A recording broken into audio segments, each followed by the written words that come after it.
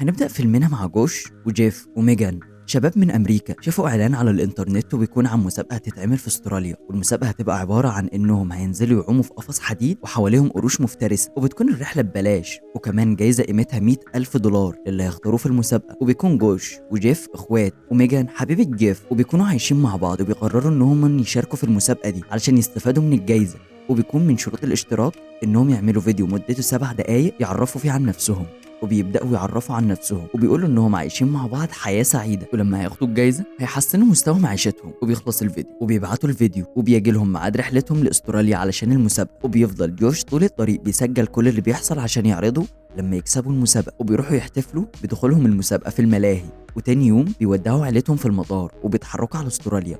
ولما بيوصلوا بيكون جريج صاحب جيف مستنيهم هناك وبيعرفهم على الاماكن السياحيه في استراليا، وبياخدهم في رحله بحريه علشان يشوفوا انواع السمك والقروش. ولما بيروحوا البيت جريج بيفضلوا يشربوا ويسكروا لغايه الصبح. وتاني يوم بيصور جيف فيديو لنفسه وهو بيوعد ميجان انه هيتجوزها لما يكسبوا المسابقه دي، وبيوري خاتم الخطوبه للكاميرا، وبيوجه رساله لصاحب المسابقه انهم يسمح له انه يتقدم لميجان على مسرح المسابقه وهم بيتكرموا. وفجاه بيسمع صوت ميجان فبيخبي الكاميرا قبل ما تشوفها، وبتقول له ان امه على التليفون عاوزه تكلمه، فبيروح يكلمها. وبعد ما بيخرج بيجي جوش يتكلم مع ميجان واللي بيكون ما بينهم علاقه، وان جوش بيخون اخوه مع حبيبته. وتاني يوم بيروح للمدينه اللي فيها المسابقه علشان بيبقى فاضل يوم واحد والمسابقه تبدا، وبيقعدوا في فندق قريب من الشاطئ علشان يقضوا اليوم ده فيه. وفي الفندق بيعرض جيف الفيديو اللي صوره لنفسه وهو بيوعد ميجان بالجواز، بس جوش بيتصدم لانه بيحب ميجان، بس بينصدم اكتر لما بيعرف ان الفيديو فضل شغال لحد ما دخل هو على ميجان، بس بياخدوا اخوه بالحضن قبل ما يشوف اللي حصل ما بينهم. وتاني يوم بيكون يوم المسابقه وبيركبوا المركب، وبيبدا القبطان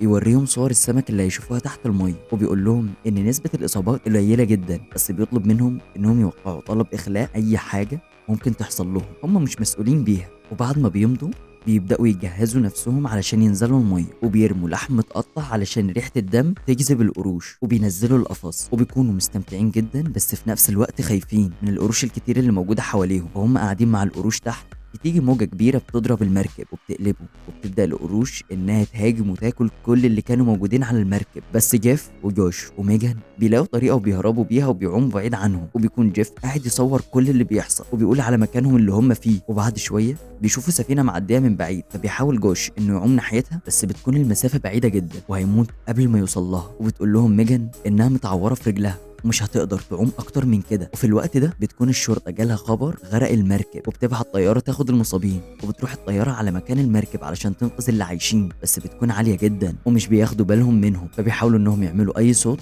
بس كل محاولاتهم بتفشل، وبيمشي من غير ما يشوفهم. وبالليل بيضطروا يستخدموا اضاءه التصوير الليلي اللي في الكاميرا علشان يقدروا يشوفوا في الضلمه، وبيكونوا خلاص مش قادرين يعوموا تاني. بس فجاه بيشوفوا صندوق جاي من ناحيتهم، ولما بيفتحوا الصندوق بيلاقي فيه قارب انقاذ وفيه اكل وشرب، فبيفرحوا جدا وبيدخلوا فيه وبياكلوا وبيشربوا وبيعالجوا رجل ميجان. وبيكون عدى عليهم 7 ساعات وهم قاعدين في البحر، وبيكون جوش لسه بيصور كل ده وبيسمعوا صوت حاجه جايه عليهم، فبيخاف يطلع قرش جاي من ناحيتهم، فبيطلعوا يشوفوا هو ايه، وبيلاقوها بنت من اللي كانت على المركب، فبيطلعوها على المركب معاهم وبيحاولوا يعملوا لها تنفس صناعي بس بتكون خلاص ماتت، وبيلاقوا معاها شعلة انقاذ، فبتقرر ميجان انها تضربها يمكن اي حد يشوفها وينقذهم. فبيقول لها جيف انه خطر لو ضربتها هنا علشان ممكن تولع في المركب، بس مش بتسمع كلامه وبتضربها، بس بيحصل اللي بيقول عليه جيف والشعلة ولعت في المركب فعلا، ونطوا كلهم تاني في البحر وسابوا جثة البنت الميتة في المركب. فبتتخانق ميجان معاهم وبتقول لهم انها بسببهم هتموت، بس جوش بيتعصب عليها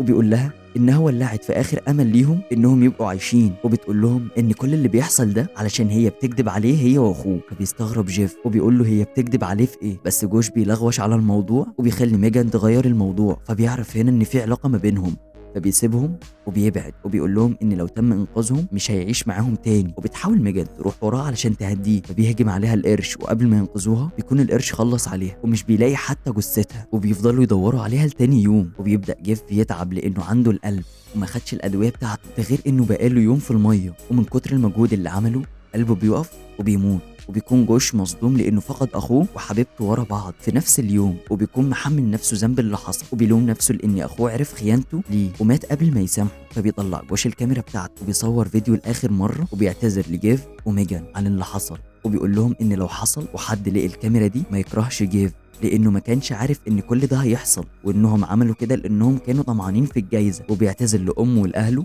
وهو بيصور بيهجم عليه قرش وبيخلص عليه. وفي الوقت ده بتكون الحكومه بدات تدور على المفقودين وان في 27 واحد مختفي، والموضوع ده بيشغل الراي العام وكل البرامج بتتكلم عنه. وبعدها بفتره بتكون في رحله غوص لنفس المكان اللي غرق فيه المركب، وبيلاقوا كاميرا جوش وبيكون الكارت الميموري لسه شغال، فبيعرضوا الفيديو اللي عليه وبتنتشر قصه جوش وجيف وميجان. وبكده يبقى خلصنا فيلم النهارده. كان معاكم محمد نوبي.